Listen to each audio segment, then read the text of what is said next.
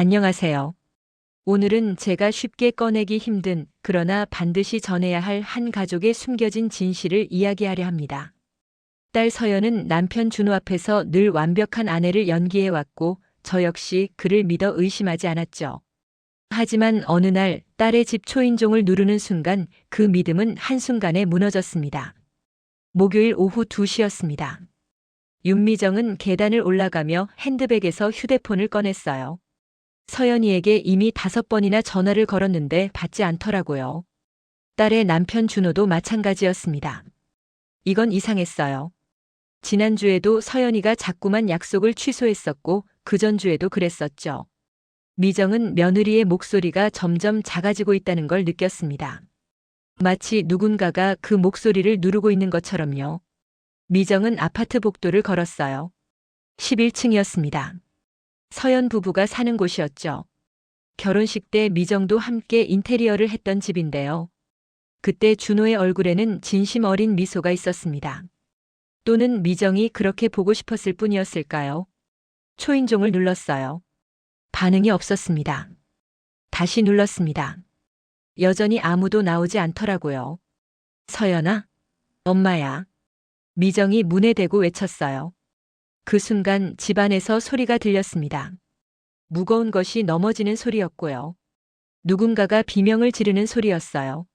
아니, 울음소리였죠. 여자의 울음소리였습니다. 미정의 얼굴이 굳었어요. 심장이 철렁했습니다. 서연. 미정이 더 크게 외쳤어요. 문틈 사이로 약한 목소리가 들렸습니다. 엄마. 아니. 지금은 오지 마. 지금은. 미정은 생각할 시간을 갖지 않았어요. 손가락이 움직였죠. 비밀번호였습니다. 서연의 생일이었어요. 0903. 문이 열렸습니다. 거실은 엉망이었어요. 쿠션이 떨어져 있었고 테이블 위에 꽃병이 깨져 있었습니다. 그리고 한 구석에서 미정은 자신이 절대 봐서는 안 될 장면을 보게 됐어요. 준호가 서연의 팔을 비틀고 있었습니다. 서연의 얼굴에는 피가 흐르고 있었어요. 입술에서고요, 오른쪽 눈 위에서요. 뭐 하는 짓이야? 미정의 비명이 거실 전체를 울렸습니다. 준호가 놀라 고개를 돌렸어요. 그 순간 그의 얼굴에 나타난 표정은 미정을 더욱 공포에 빠뜨렸습니다. 두려움이 아니었어요. 오히려 무언가를 숨기기 위한 계산된 표정이었죠. 마치 게임의 규칙이 바뀌자 다른 전략을 짜내는 조폭의 표정처럼요. 아, 장모님. 아니에요. 준호가 손을 내저으며 다가왔습니다. 이건 오해입니다. 제가 실수한 거예요. 마음이 약해서요. 미정이 준호의 손을 밀어냈어요. 서연이가 다쳤잖아. 아, 그건 제가. 준호는 미정을 재빨리 밀어 소파에 앉혔습니다. 그의 손이 생각보다 강했어요. 거친 움직임이었습니다. 연습되지 않은 폭력이 아니라 반복된 폭력이었어요. 수백 번, 수천 번 반복된 움직임이었다고요. 이건 우리 부부 사이의 일입니다. 장모님이 관여할 일이 아니에요. 준호의 목소리가 변했습니다. 부드러운 사위의 목소리는 사라졌고요. 대신 누군가를 자신의 의지대로 움직이게 하는 사람의 목소리가 나왔어요. 너 무슨. 미정이 일어나려 했지만 준호가 그녀의 어깨를 누렸어요. 앉으세요. 명령이었습니다. 그러나 그 순간 서연이가 일어섰어요. 피를 흘리면서요. 떨리는 다리로요. 엄마. 서연이 소리쳤습니다. 엄마 아빠 침실로 가요. 문을 잠가요. 서연이 미정의 손을 잡았어요. 그 손은 매우 차갑고 떨리고 있었습니다. 준호가 서연의 팔을 잡았어요. 가지 마. 엄마랑 뭐 할 거야? 손 떼. 미정이 준호의 손을 때렸습니다. 이번엔 그게 먹혔어요. 준호의 손이 풀렸습니다. 하지만 그의 눈빛은 여전히 차갑고 계산적이었어요. 미정과 서연은 거실에서 나갔습니다. 침실 문을 잠그자 서연은 모든 힘이 빠진 듯 침대 위에 앉았어요. 그리고 울음을 터뜨렸습니다. 서연아, 뭐 있었어? 미정이 딸 옆에 앉았습니다. 서연의 상처를 살폈어요. 뺨에 타박상이고 목에 손자국이고 팔에 멍이었습니다. 모두가 최근의 것이었고요. 아직 소독되지 않은 상처들이었어요. 엄마. 서연이 말을 시작했습니다. 처음엔 말이 끊겼어요. 나 엄마한테 얘기하기가 겁났어요. 뭐가? 나 이 사람한테 인연을 맡고 있었어요. 미정의 얼굴이 창백해졌습니다. 뭐라고? 인연이요. 처음엔 한두 번이었어요. 술 때문에 화난 거라고 생각했죠. 근데 계속 되는 거예요. 매일이요. 그리고 그 이유가 자꾸 없어져요. 서연이 손가락으로 자신의 팔을 집었어요. 처음엔 내가 밥을 못해서였어요. 그 다음엔 휴대폰 보는 게 싫다고요. 그 다음엔 친구를 만나는 게 싫다고요. 마지막엔 이유도 없었어요. 그냥 때리는 거였습니다. 화풀이 하듯이요. 미정은 말을 잃었어요. 그리고 엄마. 돈도 있어요. 내가 모아뒀던 결혼 전 저축. 그게 전부 없어졌어요. 서연의 목소리가 더 낮아졌습니다. 나한테 생활비 달라고 해서 줬는데 그게 만의 단위가 아니라 백만의 단위예요. 그리고 전부 사라졌어요. 그 사람 빚 갚으려고요. 미정은 딸의 손을 잡았습니다. 그런데 왜 얘기를 안 했어? 왜냐하면 엄마가 자랑스러워 하셨거든요. 준호가 정말 좋은 사람이네. 이러면서요. 나 그 말 듣기가 싫었어요. 서연이 울음을 터뜨렸습니다. 그리고 처음엔 내가 참으면 된다고 생각했어요. 내가 더 잘하면 괜찮아질 거라고요.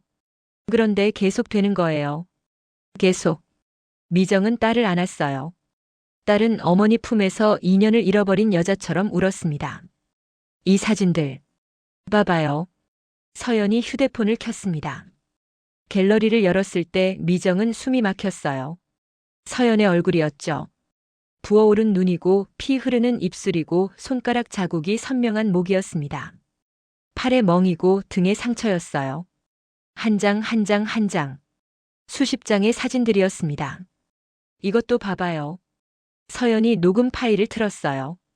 이년아, 뭐 하는 짓이야? 밥도 제대로 못 해놓고. 이 정도 밥도 못하고 뭐 하는 년이야? 말해봐. 대답 좀 해봐. 남편의 목소리였어요. 준호의 목소리였습니다. 미정이 알던 그 부드럽고 다정한 목소리가 아니었죠. 짐승 같은 목소리였어요. 그 뒤에는 때리는 소리가 났습니다. 맞는 소리였고요. 비명 소리였어요. 미정은 휴대폰을 떨어뜨렸습니다. 미정은 침실 문을 열고 나갔어요. 거실에서 준호는 소파에 앉아 TV를 보고 있었습니다. 마치 아무 일도 없었던 것처럼요. 넌 뭐 하는 거야? 미정이 소리쳤어요. 준호가 천천히 고개를 돌렸습니다. 무엇을요? 우리 딸을 때렸잖아. 미정이 준호에게 달려갔어요. 준호는 미정의 손을 멋있게 피했습니다. 마치 이런 상황을 여러 번 연습한 것처럼요. 장모님 진정하세요. 이건 다 오해입니다. 준호가 일어났어요. 서연이가 제 말을 안 들어서 제가 조금 엄하게 훈육한 것뿐입니다. 아내의 교육은 남편의 책임이 아닌가요? 훈육? 미정이 비웃음을 터뜨렸습니다. 넌 우리 딸을 폭행한 게 전부가 아니야. 돈도 빌려간 돈도 다 알았고요. 그리고 다른 여자. 미정이 서연의 휴대폰을 들었어요. 서연이 준호의 휴대폰에서 캡처한 사진들을 보여줬습니다. 다른 여자와의 카톡이었죠. 진심 어린 고백들이었어요. 사랑한다. 빨리 만나자. 헤어질 날을 손꼽아 기다린다. 준호의 얼굴이 하얗게 질렸습니다. 그건 뭐? 미정이 준호의 목을 움켜잡았어요. 우리 딸을 때리면서 다른 년 사귀고 있었어. 미정의 손이 준호의 뺨을 때렸습니다. 소리가 났죠. 선명한 맞는 소리였어요. 준호는 비틀거렸습니다. 그리고 이것도. 미정이 휴대폰을 준호의 얼굴에 들이댔어요. 급여 계좌의 기록들이었습니다. 서연의 통장으로 입금되는 돈들이었죠. 하지만 모두가 며칠 뒤 사라졌어요. 준호의 이름으로 된 사채업자의 명의로요. 또는 다른 여자의 계좌로요. 이 돈들이 뭐야? 우리 딸 저축이 몽창 사라진 게 너 때문이고 월급도 들어오지 않고 있었어. 서연이 방에서 나와 울먹이며 말했어요. 엄마, 내가 계산했어요. 2년간 그 사람이 빼간 돈이 무려 3천만 원이 넘어요. 내가 모아둔 저축 2천만 원 그리고 월급에서 계속. 미정의 눈빛이 변했습니다. 너 경찰에 신고할 거야. 네? 준호가 말했어요. 내가 뭐라고? 미정이 준호에게 다가갔어요. 경찰에 신고할 거야. 폭행죄고 재산 절취죄고 사기죄고. 모두. 미정이 휴대폰을 들었습니다. 110을 누르려는 순간 준호의 얼굴이 변했어요. 공포가 스쳐 지나갔습니다. 그리고 그 공포는 절망으로 변했죠. 준호는 무릎을 꿇었어요. 장모님, 제발. 준호가 울음을 터뜨렸어요. 그러나 그건 반성의 눈물이 아니었습니다. 오직 자신을 향한 두려움의 눈물이었죠. 제발 신고 말아주세요. 감옥 가면 저 끝입니다. 준호가 미정의 발목을 붙잡았어요. 나 좋은 집에서 자랐어요. 부모님이 엄격하셨고요. 그래서 결혼하고 자유로워지니까 이러게 됐어요. 미정은 그 말을 듣고도 얼굴을 돌렸습니다. 그런 말 따위로 우리 딸이 나아갈까? 제가 잘못했습니다. 정말로요. 다시는 안 할 겁니다. 뭐가 다시 안 하냐고? 서연이 물었어요. 넌 지금까지도 다시는 안 할 거라고 했어. 그리고 계속 했잖아. 또 때렸어. 또 돈을 빼갔어. 또 다른 여자를 만났어. 다시는 이 말을 몇 번이나 들어야 돼? 서연의 목소리는 이제 차갑고 명확했습니다. 마치 누군가 다른 사람처럼요. 준호는 계속 울었어요. 부채도 있어요. 5천만 원. 불법 사채에서. 안 갚으면 죽어요. 미정과 서연이 깜짝 놀랐습니다. 뭐라고? 5천만 원이요. 그 사람 때문에요. 갚다가 남은 거 있고요. 그리고 준호가 손으로 얼굴을 덮었어요. 다른 여자. 아이를 임신시켰어요. 침묵이 흘렀습니다. 서연의 눈빛이 변했어요. 울음도 분노도 아닌 무언가 다른 것으로요. 나 이혼한다. 서연이 단호히 말했습니다. 네? 준호가 고개를 들었어요. 너 이혼한다고. 그리고 빚도 네 혼자 갚아. 그 여자 것도 네가 보살펴. 나는 상관없어. 난 이제 나 살고 싶어. 서연이 휴대폰을 들었습니다. 미정도 휴대폰을 들었어요. 112? 응, 엄마. 미정이 번호를 누르기 시작했습니다. 아니에요. 아니에요. 제발. 준호가 소리쳤어요. 어차피 넌 끝이야. 경찰 가든 사채 조직에 끝장나든. 서연이 준호를 바라봤습니다. 나는 더 이상 너한테 안 봐줄 거야. 경찰이 도착하기까지 15분이 걸렸어요. 그 15분 동안 준호는 모든 것을 떠올렸을 겁니다. 자신이 저질렀던 모든 폭력을요. 모든 협박을요. 모든 거짓말을요. 모든 배신을요. 그리고 그것들이 모두 기록으로 남아있다는 것을요. 사진으로요. 동영상으로요. 녹음으로요.